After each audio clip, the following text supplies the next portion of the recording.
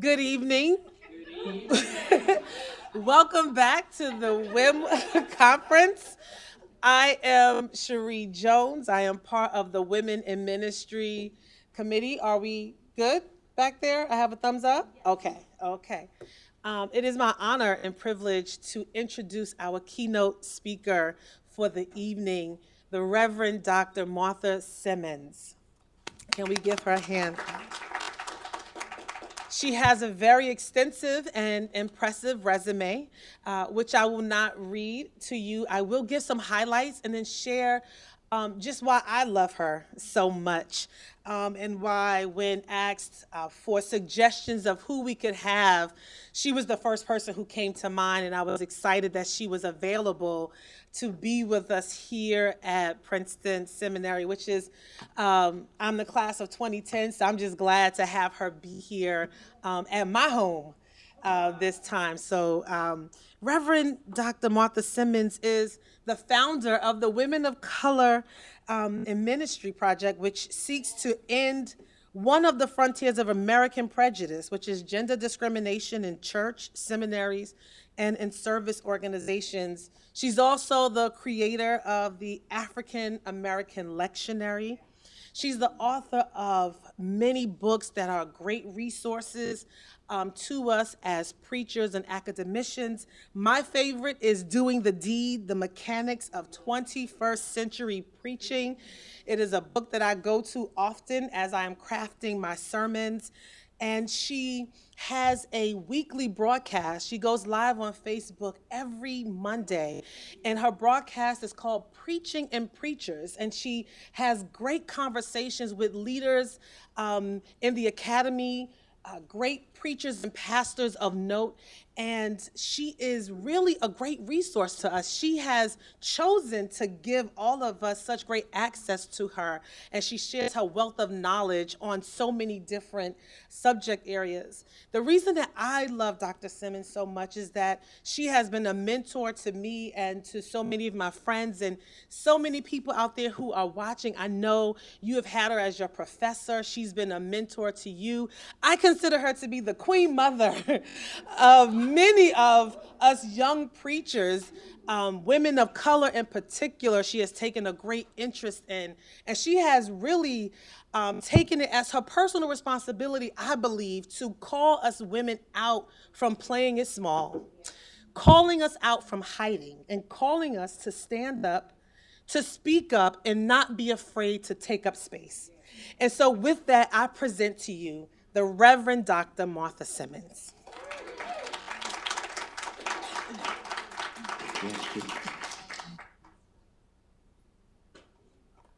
Thank you, Reverend Jones.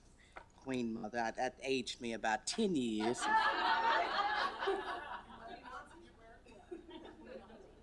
She said, Auntie, no, you had it right the first time. Let's be real. Let's be real. Good evening. Good evening to all of my people online.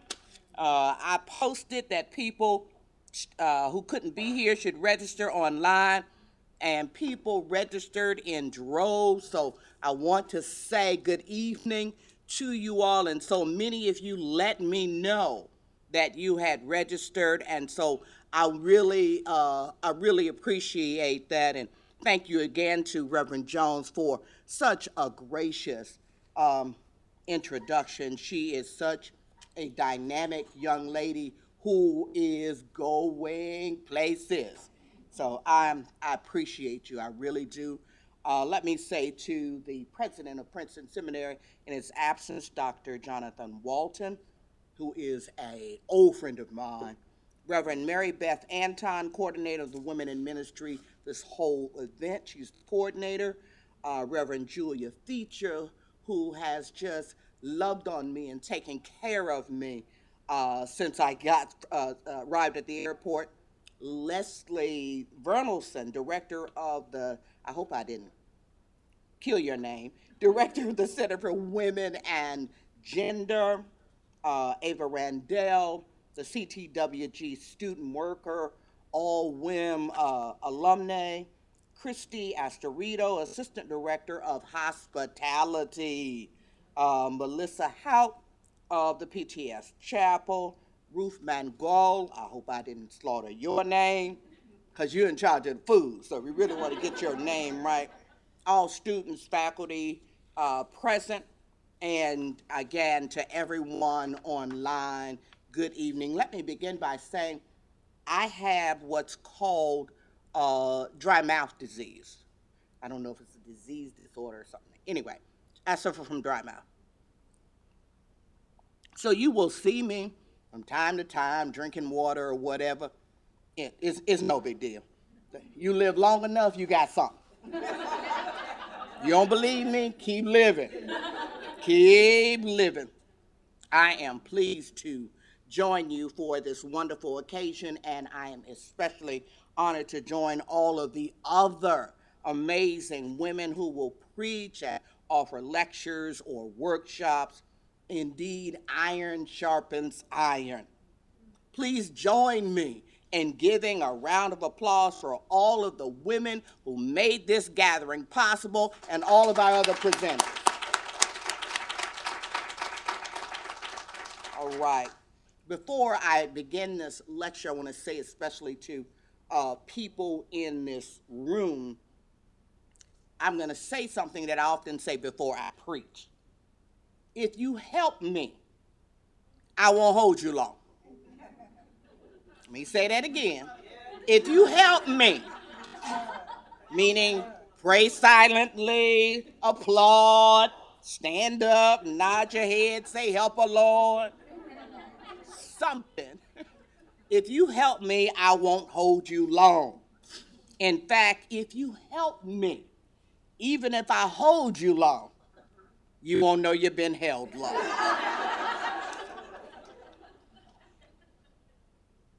My subject for the evening, riffing off your theme, is new moods and methods for safely ministering in the midst of storms. New moods and methods for safely ministering in the midst of storms.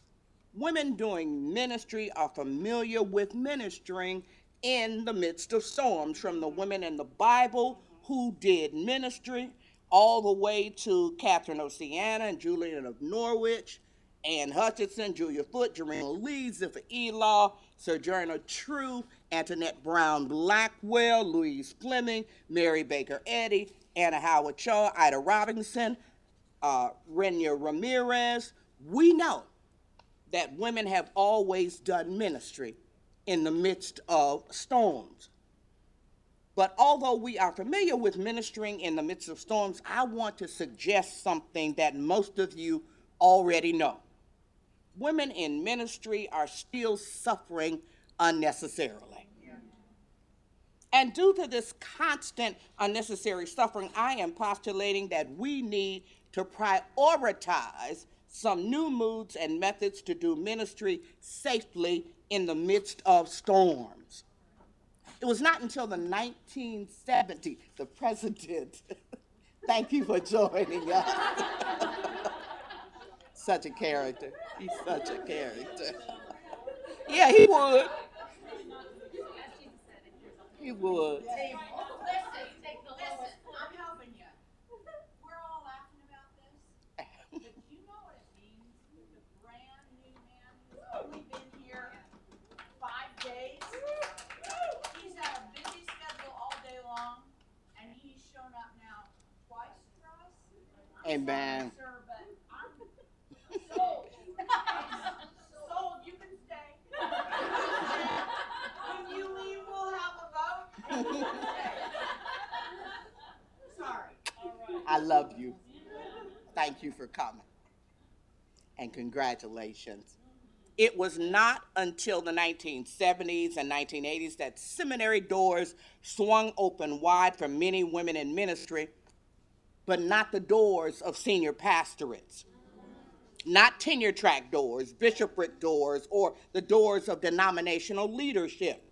But thanks to women like Katie Cannon, Mary Daly, Elizabeth Schussler Fiorenza, Dolores Williams, Phyllis Trimble, Rosemary Radford Ruther, Emily Towns, Ada Maria Isa Diaz, Rita Nakashima Brock, Kwak Bulan, Bu Yang Lee, and others, we received the first round of First Nation feminism works by white feminist, womanist, Maharista, and Asian American women's scholarship that is still setting women, the academy, churches, and society free. But after the 90s, it was as if someone slammed on the brakes and said, that's too much of that. Too much equality. Too much speaking out. Too much telling the truth to men and the truth about scriptures. Denominations did not make us senior pastors unless they gave us churches that were on life support and then underpaid us to make them whole and healthy again. Then about 10 years ago, around 2010 or so, things started to look up again. An exciting scholarship emerged and more women became pastors and leaders in denominations and seminaries. But as quickly as that began, it was over. Now here we are in 2023, and we do not have control of our bodies if we are of childbearing age and go to a doctor. The church helped politicians do that. We are still underpaid if we get a paid job in ministry at all. Tenure is shrinking in the academy, and we are still the last to be chosen as denominational and academic leaders. We are still celebrating first, but not 15th. I'm glad for the first woman in any area of ministry, the first one to crack a particular glass ceiling, but the one I want to meet is the 15th, not the first. I am certain that too many women are in distress. So we need to prioritize some new moods and new methods for safely ministering in the midst of storms. We need safe harbors. Over time, I have prioritized some ways to help women do ministry well in the midst of all the storms intended to blow us over and knock the life out of us. And I want to share some of them tonight. First, we need to prioritize different moods. Why do I suggest a change in moods? By our moods, we can tell what is going on inside us. They come through in our work, our preaching, our parenting, our relationships, and in our health. According to Dr. Kat Sukol of the Dana Institute, many studies have shown that your mood can influence your perception, motivation, decision-making, social interactions, and even more basic cognitive processes like memory and attention, end quote. According to the National Institute of Mental Health, scientists are learning that genetics, medications, medical issues, and other factors can alter neurotransmission in areas of the brain linked to moods, like the hippocampus, the thalamus, and the amygdala, end quote. Aside from genetics, medical conditions, and medicine, what is negatively altering the moods of women in ministry? I mean, you've seen it. You've seen women suffering. You probably have suffered. Sociologists Patricia Holman and Amy Burdett write, gender discrimination can be associated with poorer health outcomes and poorer moods. The more restrictions there were on women's participation in the life of a congregation, the worse the reported health outcomes. Studies specific to female clergy health are scarce. However, the health of female clergy was assessed in 2011 by Jenny Roth, Leslie Francis, Mandy Robbins, and others. And they looked in the areas of physical health, psychological health, religious health, and spiritual health. And they found in their health check that women did poorly in all of the health areas. Dr. Joshua Bloom, who has studied clergy well-being for 20 plus years, says in an article in the Journal of Religion, the pandemic seems to have exacerbated many of the legacy issues that undermine clergy well-being, such as theological schisms between pastors and local members, clergy isolation, work-life tensions, shrinking local church resources, and the individual prejudice against female clergy and pastors of color. These do not seem to have abated at all. Pastors tend now to be more unhealthy than other adults, end quote. The truth is, we all know too many women in ministry who are sick, especially since the pandemic began. They are weighed down. Too many feel adrift. Too many feel as if they are all alone.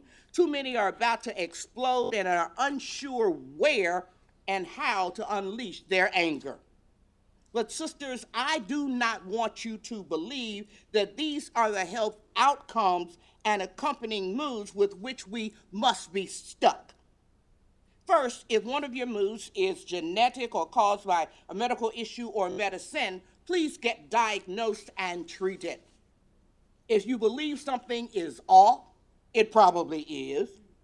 But beyond the moods caused by genetics, medical issues, and medicine, we can offer ourselves moods that will make us safer and healthier.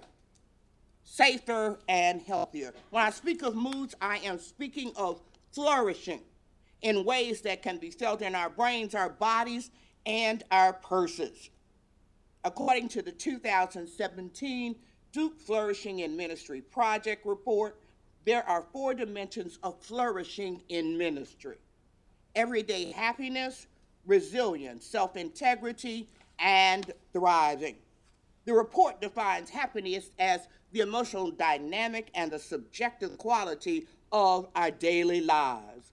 According to the report, everyday happiness is associated with stronger immune systems.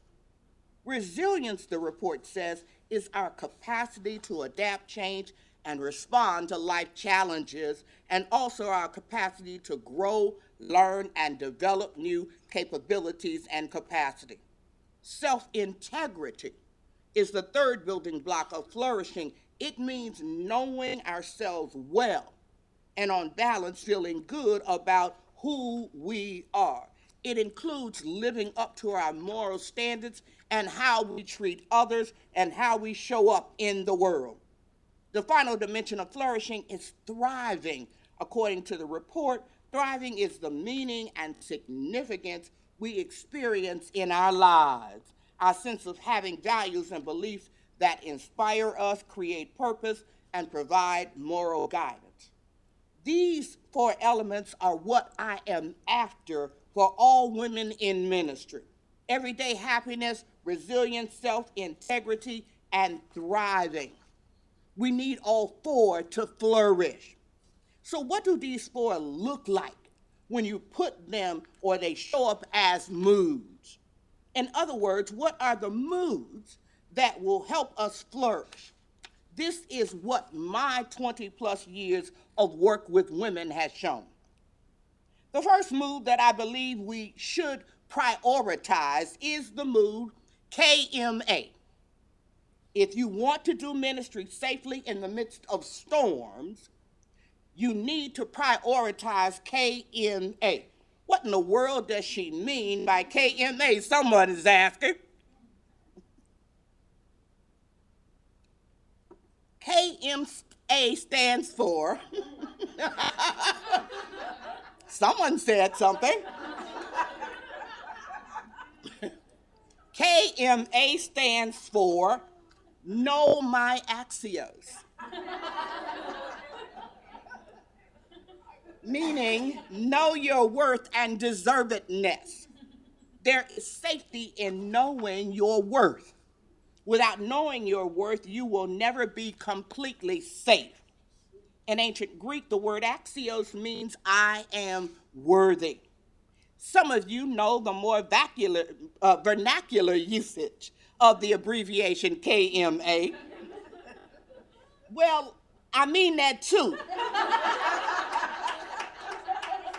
in a manner of speaking.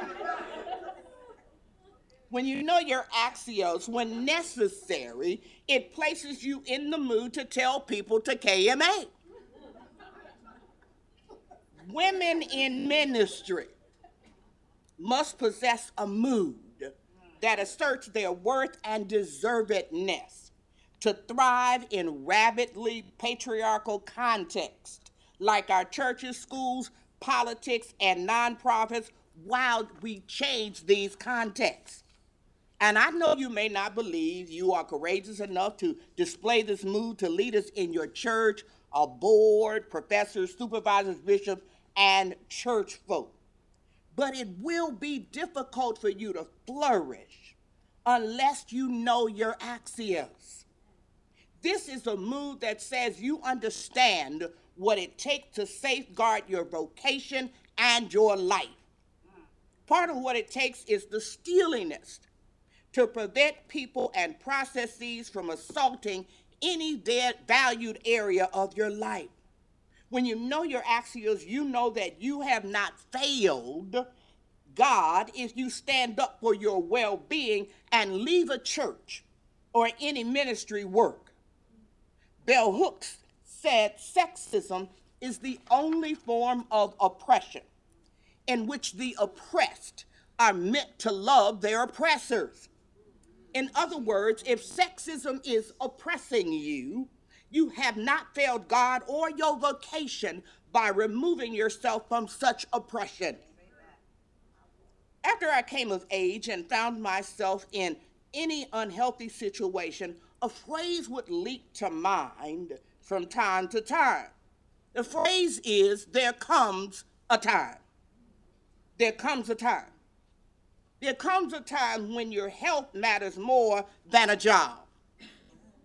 There comes a time when you must be your authentic self and not the pastor, the denominational, or a church says you should be. There comes a time when you can no longer allow people to treat you like a mule just because you are strong enough to bear a heavy load.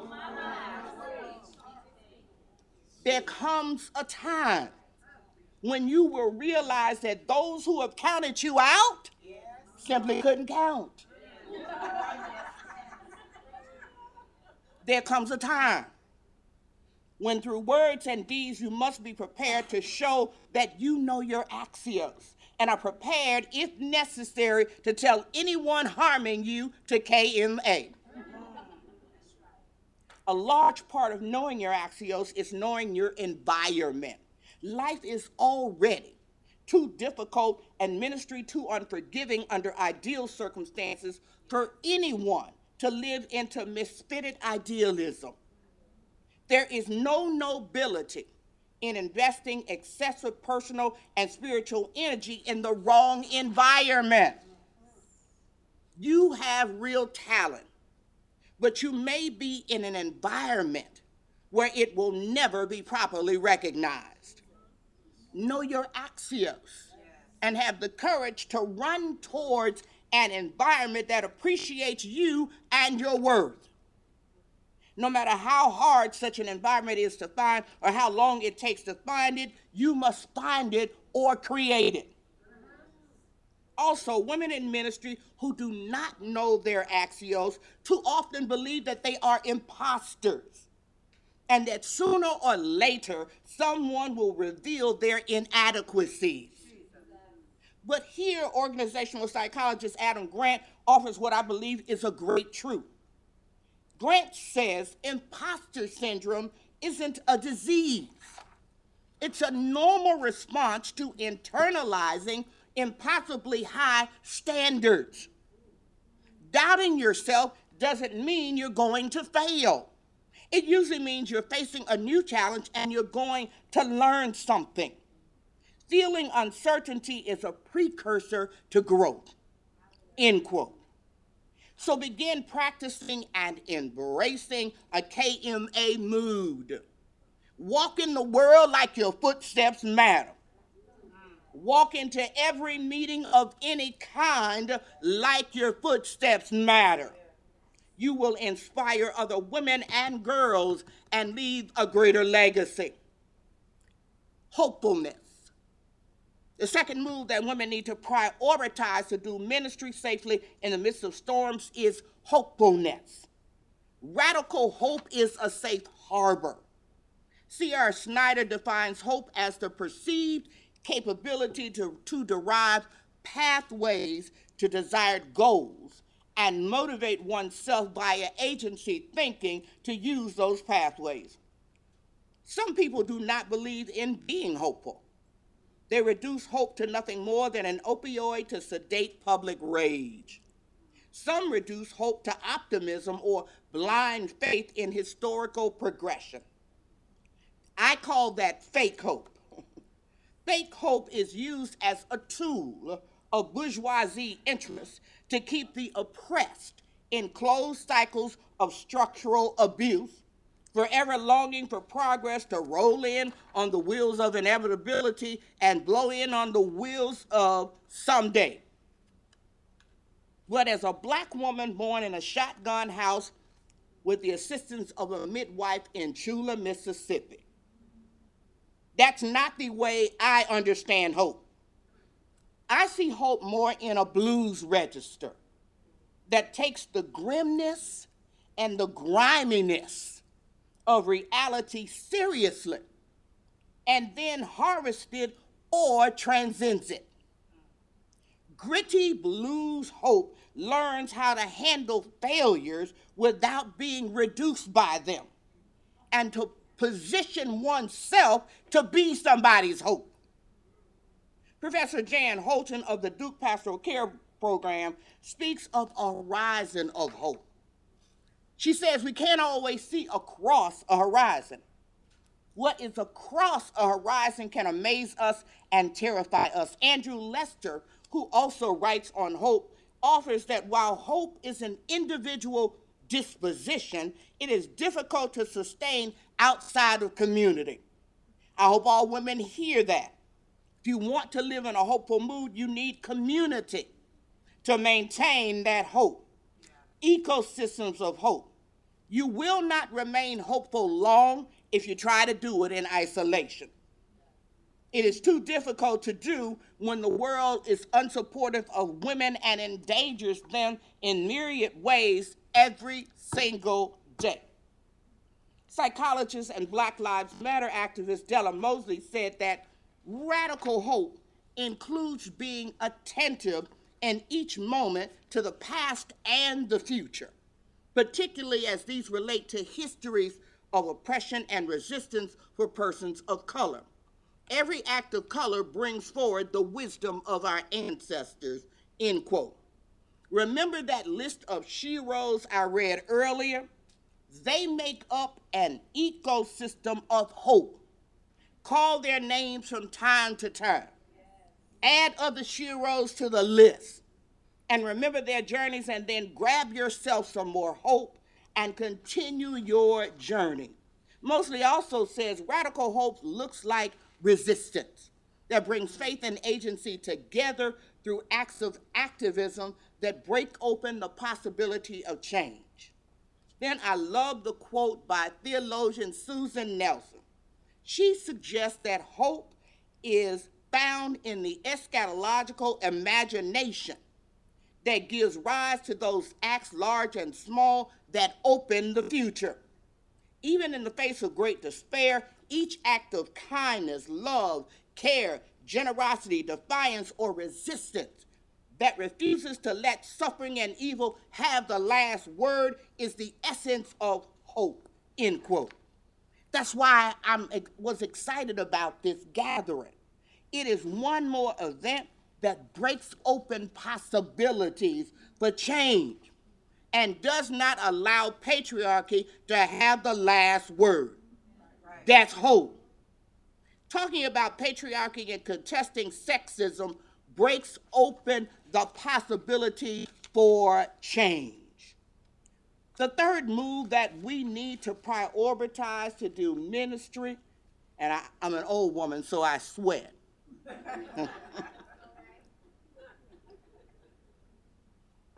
The third move that we need to prioritize to do ministry safely in the midst of storms is that of hell raising. When I speak of hell here, I speak of a force that circulates throughout society to harm persons at the deepest level of their being. One need not die to experience hell. Our churches are hell. Denominational meetings are hell.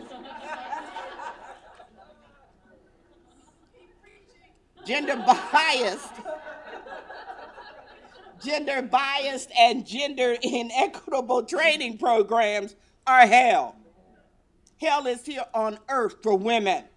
So when one is hell raising, she is venturing throughout society, lifting a deep perniciousness from the environment. She is a person getting all the hell out of her way and the pathways of other women. Hell raisers are competent and courageously able to address conflicts, speak against wrongdoings, and risk their status for the sake of justice. Hell raisers are women who make history in some shape, form, or fashion. Hell raisers are the women who are propelled by their desire to see justice done. Hell raisers raise us all up. Women in ministry who raise hell recognize that they have much to lose, but they're willing to take the risk anyway.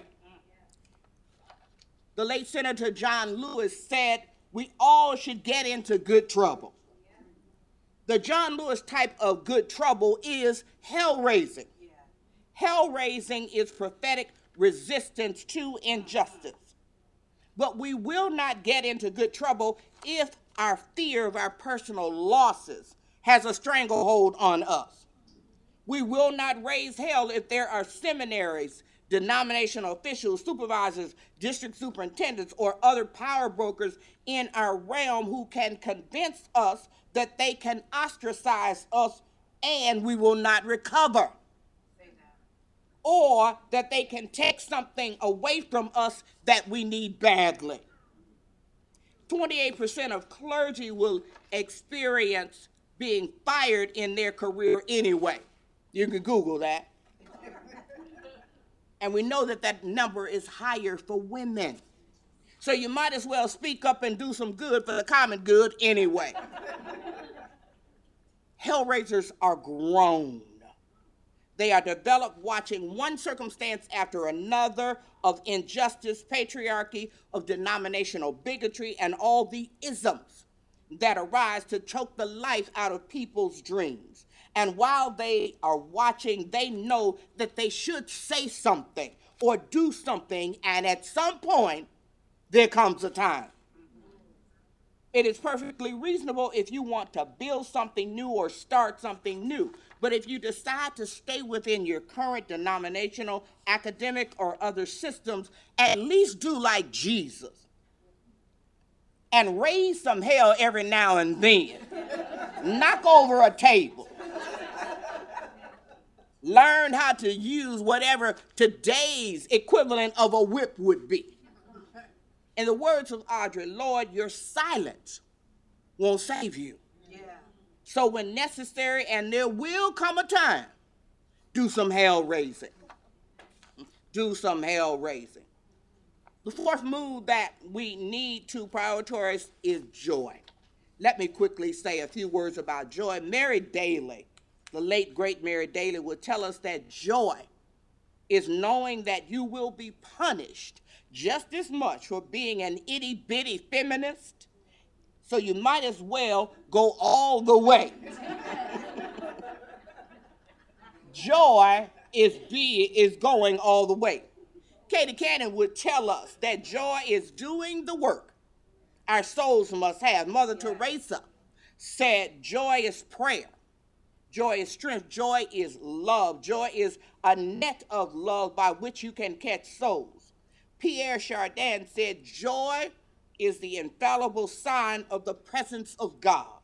And Henry Nouwen said, joy does not simply happen to us. We have to choose joy and keep choosing it day after day after day. Joy is a health-promoting, not a hope-destroying mood. all of everything I've said previously means that joy is an inbreaking force of God that can disrupt and disentangle so much in the world that is sad and hateful and mean. That's why black folk who were fighting for rights that they deserve but did not have, saying, this joy that I have, the world didn't give it to me. The world didn't give it, and the world can't take it away. Joy is a spiritual orientation. It says, even when the tempest is raging, or in more modern terms, when all hell is breaking loose, you trust God. You trust God for your forward movement, for your well-being, for your covering, for your job, for your family, and for your life. Maya Angelou said, I can be changed by what happens to me, but I refuse to be reduced by it. Joy halts the reduction of our dreams and aids in our resilience. Quite importantly, choose theology that affirms your joy, because that will strengthen you. The joy of women is subversive in an androcentric society. Our joy is a posture of resistance against the vortex of maleness that want women to stay in their place. Joy beats back the implications of gender disinheritance. Now let me say a few words about methods. Those were moves. Let me say something about methods for flourishing. The first method that I believe women need to do ministry safely in the midst of storms is to know that they can do ministry if they are scared, since they're doing it scarred. Trust me, you haven't escaped patriarchy. If you're doing it scared, you're already scarred. If you want to be safer as you do ministry in the midst of storms, you need a sense of your personal theology. And then you need to live into it and let it grow you to the point of busting out of some of those boxes that you may be trapped in. And while you are doing this, don't worry about being scared. Even if you are scared, do what you need to do anyway. You don't have to let them see you sweat. The whole world does not need to know your business. It's not their business. But it is okay if the people you trust know. The risk-inducing nature of ministry requires us to arrive in pulpits, classrooms, communities, schools, and legislatures with a nevertheless posture. We can do our work with the scars despite our fears. When I preached my first sermon, I stood in front of 1,200 plus people in the oldest black church west of the Mississippi. No one had helped me prepare my sermon. The pastor didn't even look at the sermon. The church was about to split because the California region of the denomination, which at the time was the largest black denomination in America, had threatened to kick us out of the denomination if I was allowed to preach. I had been canceled twice. And on this third occasion, it had been made clear to me from my advocates and my adversaries that if I failed, that would be the end of women preaching in that church for a long time and possibly forever. Of course, I was scared. I was 20-something, and all of this weight had been placed on me.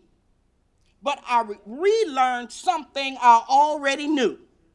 The God who calls you will keep you. And you can believe in yourself and have doubts at the same time. Faith crawls, as does a child before it walks and runs. We all have fears. That does not make us weak. It doesn't make us weak clergy or bad Christians. It just makes us human. I promise you, we can do this work scared and scarred.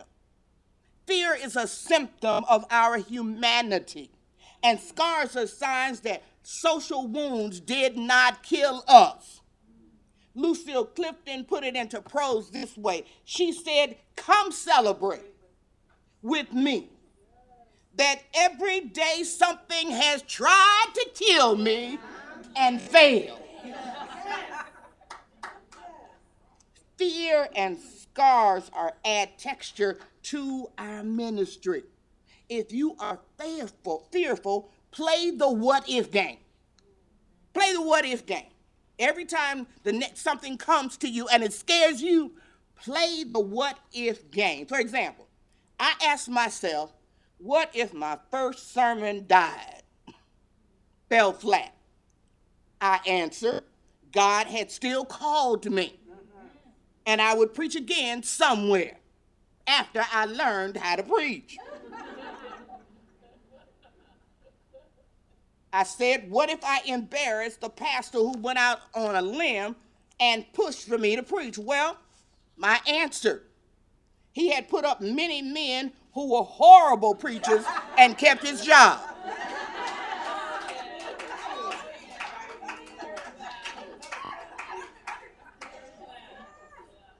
So surely he would keep his job if I failed.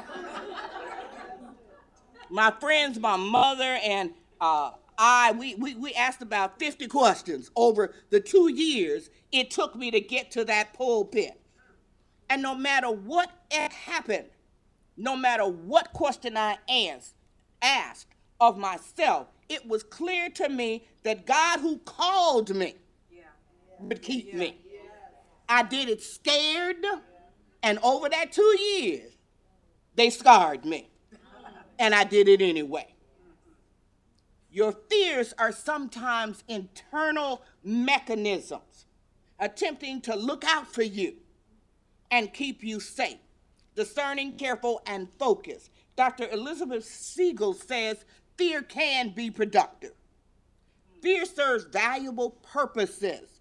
The purpose of helping us survive by making us alert to dangerous situations. Siegel says we can face our fears when we are maximize productive fear, which means recognizing fear that challenges us to master difficult tasks. We must learn about things we fear. Knowledge is power and helps us gain power. Even if you have to do it scared, please do it.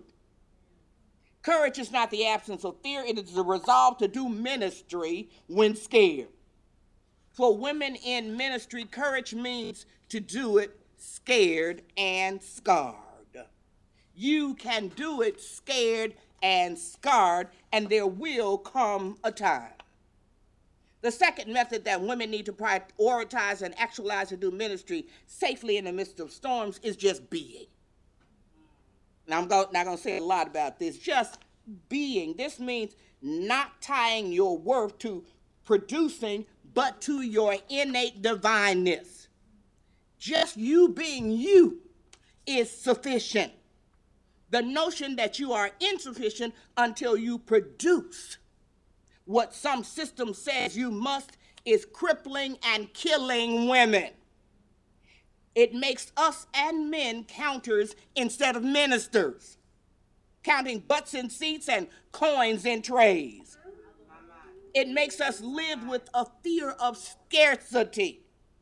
There are never enough churches to pastor, never enough opportunities, not enough spouses, not enough money, not enough connections, not enough mentoring, enough time. So I must demean or desert some woman or play some callous game to get what I believe I deserve. It places us always under what I call the specter of death. The specter of death. Because men and sometimes women will call us incompetent or look to replace us because we did not produce what they believed we should have produced. Women need to accept what Sean Dove said. Sean said, you have nothing to prove, just gifts to share.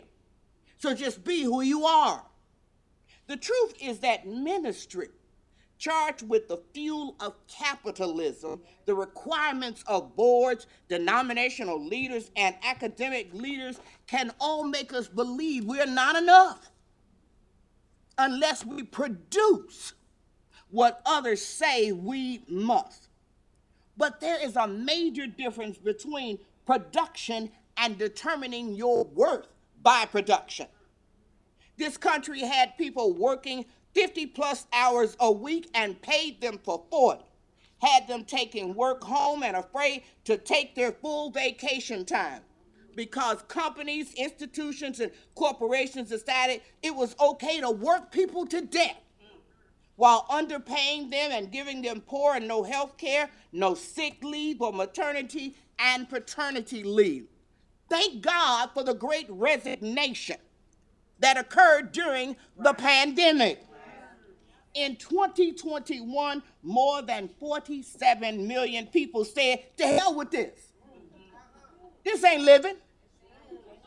I cannot continue to let you suck the marrow of my bones for this job, including church jobs. People said, in essence, you will not define me only by my production and mistreat and underpay me too. And they were right. To do ministry safely in this and any season, women need to prioritize just being themselves. Not someone's pastor, someone's support, someone's assistant, someone's spouse, someone's anything. Just be a child of God. The third method women need as a safe harbor for doing ministry in the midst of storms is subversiveness.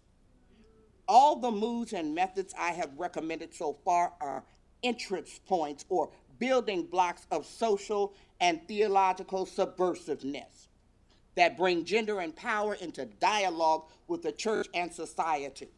Understood properly, subversiveness demystifies the widespread assumption that fighting for women's safety only derives from an overarching Asian feminist, womanist, Maharista, white feminist, or indigenous women's subjectivity that solely benefits and represents women. Safeguarding women affirms and normalizes all genders and their identities and expressions through compassionate teaching and carefully curated engagement in church and the public square. As a digi-modern methodology, as we fight subversively against patriarchy, we declare that all women are loved and affirmed by God while cultivating an atmosphere where men know we are doing community building even if they do not support us in it. We are not against anyone. We are just prioritizing women. When women live subversively, they center women's voices, especially those on the margins, such as womanists, the indigenous women, Maharistas, and Asian American women. Wherever power is at work, white, patriarchal, cis hetero, or otherwise, subversion is possible. The theatrics of domination and exclusion beckon the enactment of resistance as a practice of public love and righteous discontent. This is everyday work, not just pulpit fanfare or lecture content.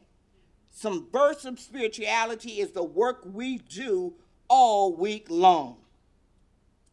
Dr. Marla Frederick would say it's the work we do between Sundays. The ricochet impact of subversive everydayness unsettles falsely fixed assumptions of gender and race, destabilizes categories of meaning like doctrine and polity, contests the rigidity of denominationalism and liturgical correctness. That was a mouthful. In his book, The Practice of the Everyday Life, Michael Serto asserts that strategies are actions available to persons privileged by the power regime. In contrast to a strategy, a tactic is a calculated action determined by the absence of a proper locus. The space of a tactic is the space of the other. That's us. Thus, it must play on and with a terrain imposed on it. It is a maneuver within the enemy's field of vision and within enemy territory, end quote. As much as we love the church, it has been the occupied terrain of patriarchy. It has been a colonized terrain of invading mediocre men who believe that, might as well tell the truth, who believe they are unable to keep the community alive without exploiting and extracting so much from women. Our sanctuaries, seminaries, and boardrooms are ripe venues to practice holy subversiveness because men believe they own these domains, despite how women fund them, populate them, improve them, and sustain them. Tactics are vibrant moments of subversion. Every single day, women in ministry striving for life against the deleterious forces of patriarchy must relish killing patriarchy blow by blow. Subversion never topples a house in one quick blow, but it weakens the already tenuous foundation of its public support. Subversive action is a blow-by-blow enterprise. When women write, that can be a blow against patriarchy. When women teach, that can be a blow. When women rear children, that can be a blow. When women paint, that can be a blow. When women march, that can be a blow. And when women organize, that definitely can be a blow. We must fight against patriarchy. The heart of the subversiveness method necessitates giving daily oxygen to the belief that we are the ones we are looking for. And I've tried to say throughout this lecture, self-advocacy and everyday denunciation of the matrix of androcentrism is how we protect ourselves. The final method for our safety is to prioritize women. The late, great Mary Daly, who held 3 earned doctorates, came to Emory University when I was a student there. I invited her, and we set up a woman-only gathering, and it was organized so that women could ask Dr. Daly anything that they want to for an hour after she finished her public lecture. And one woman looked at Dr. Daly, and she asked her, "How do I get and keep a husband and have a family while doing ministry?" Dr. Daly responded, "Few women theologians will come to campus and hang out with you. I have a great deal of ministry experience and theological knowledge, and out of all of the questions you could have asked me to help you grow in ministry, you chose to ask me about men. Why not explore more relationships with women?" I have spent most of my life in the church, over 55 years. I have loved studying the life and history of the church, especially the Black church, for the last 35 years. And after all that time, one thing finally came crystal clear to me. If we want to do ministry well in the midst of storms, meaning find safe harbors, women need to prioritize women, starting with themselves. Someone wrote, if we were to dig up the bones of women, we would often find that they died from being worked to death, not prioritizing themselves. One big reason we are less safe and have so many difficulties doing ministry is that women, lay and clergy, are not prioritizing women. We are still prioritizing men. In a 2015 study of the United Methodist Church, it said that 25% of those studied were women. And it said that women often did not believe in themselves, and they often took the default role as the caretaker of the family and therefore a congregation. The women in the study also noted difficulties in setting boundaries and in taking time off. According to the study, women also felt the need to work harder and perform better to prove themselves to congregations who would prefer a male pastor even if he was a sorry male pastor. And that's a direct quote from the survey. Your denomination, whatever it is, does not care about women. Don't get missed at me if you believe I'm wrong. If you believe I am being negative, you believe I'm being down on the church, don't take my word for it.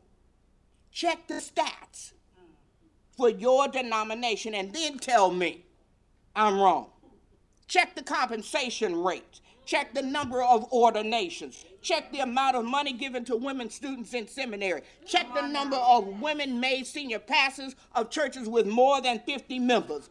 Check the number of adjudicatory boards on which women serve. And check the number of women bishops. Check the numbers. Prioritize women. We are still hiring men first in our seminaries, although women attend seminaries at higher rates and get PhDs at a high rate. We are still selecting men most as deans. But women in the church are not outnumbered. We are outorganized by those who do not prioritize women. You cannot say that you prioritize women while supporting or accepting systems that crush, exploit, and dehumanize them. Audre Lorde also said women of today are still being called upon to stretch across the gap of male ignorance and to educate men as to our existence and our needs. This is an old primary tool of all oppressors to keep the oppressed occupied with the master's concern, end quote. The master is occupying a woman's brain when I hear them say things like, I just can't trust women. They will stab you in the back. They'll get jealous. They'll lie on you. That means for me, patriarchy has gotten a hold of you and blinded you to how amazing women are, and to the fact that if it were not for women, you would not even have basic rights in society or in the church. Instead, as Dr. Daly said, educate yourself about one another. Prioritize women. If you're over 30, mentor a young woman. Someone said, and when you get to where you're going, turn around and help her too. For there was a time not long ago when she was you. If you're voting for a pastor for the church you attend, make certain that the search committee puts on its search announcement that women are welcome and make sure they mean it. If your denomination is electing new officials as the heads of any areas, push for women. If you're taking classes at a seminary, take classes taught by women. Ask professors where are the women on their syllabi. Invite women lecturers and preachers. Prioritize women. If scholarships are being given to students, give them to women. To hell with the there are qualified men to BS. There are always many qualified men. Guess why? Give the scholarships to women. If you sit on the board of a foundation or any group giving out grants, give them to women. Go for a walk with a woman. Read and discuss a great book with a woman. Listen to inspirational music by women. Enjoy a great meal with a group of women. Talk to women pastors.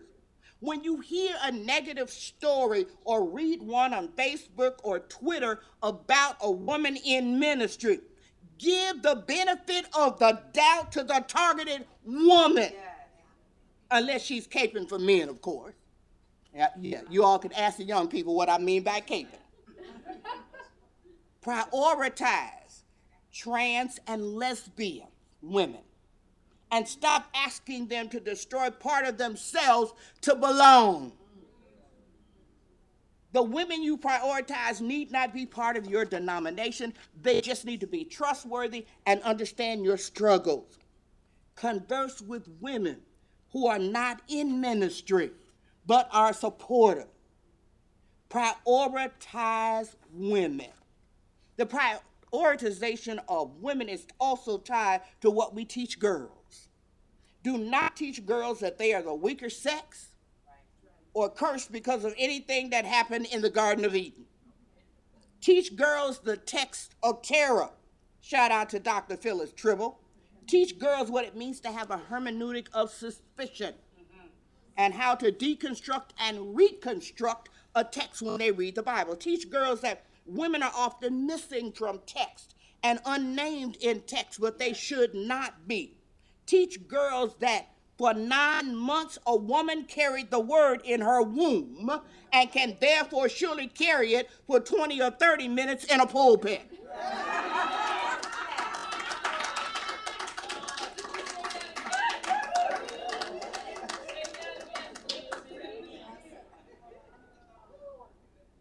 Teach girls. Teach girls